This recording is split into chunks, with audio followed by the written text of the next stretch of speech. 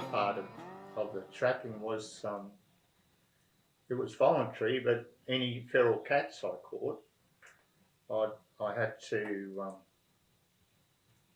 yeah, it was a pretty awful job, but you had to slit their throats because they didn't want you to bust their skull or anything, like shooting them or hitting them on the head. Just the cats? Yeah, it's just the cats. And then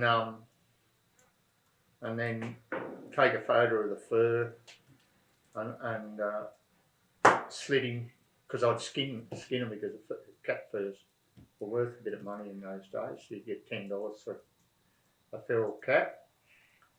So so then you slit him down the middle and put him in a solution of formalin.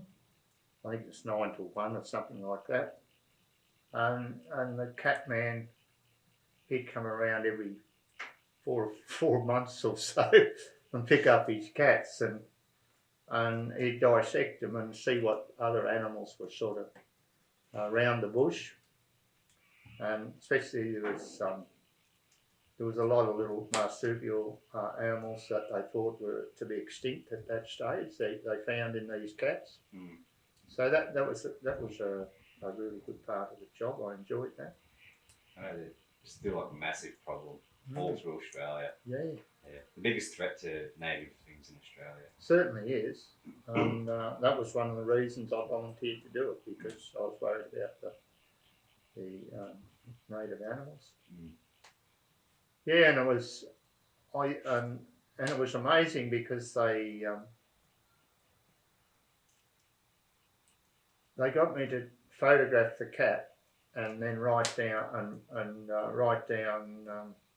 the colour of his fur and everything, and put an earmark on him or a tag on him so they'd know where I'd caught him. So I could say, I caught him 5 miles out on Mount Dorchap or something like that, and any cats I caught within 3 k's of a farmhouse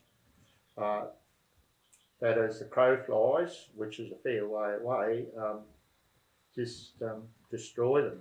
They didn't want to know about them, but any cats I caught well up the bush, we used to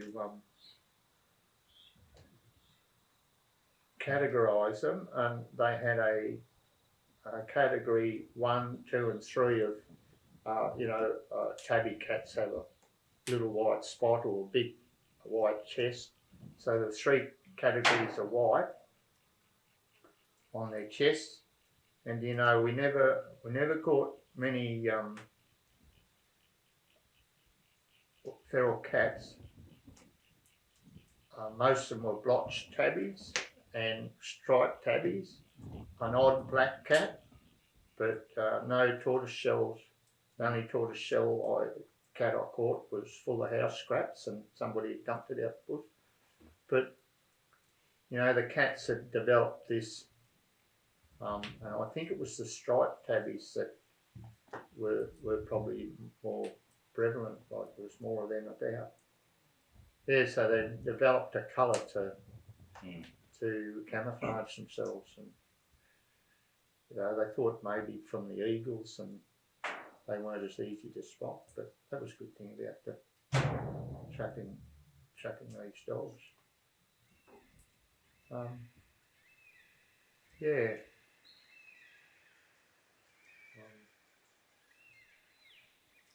But there was so much controversy, and I was telling you about the feral cats. Like all that work that we did on the feral cats has been shelved.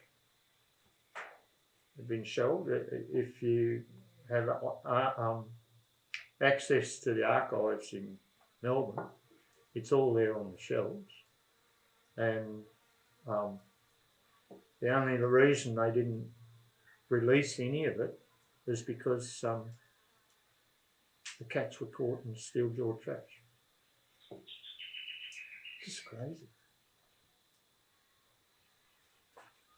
None of that was released to the public. All the data they found, where there was, little maybe sugar gliders and stuff like that. Really? that were found inside the cats or little marsupial mice, or none of it was ever released.